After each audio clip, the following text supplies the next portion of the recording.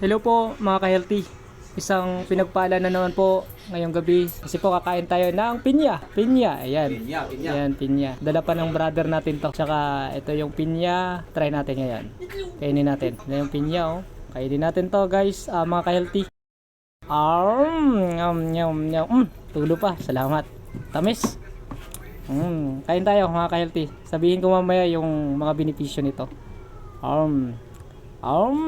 Sarap.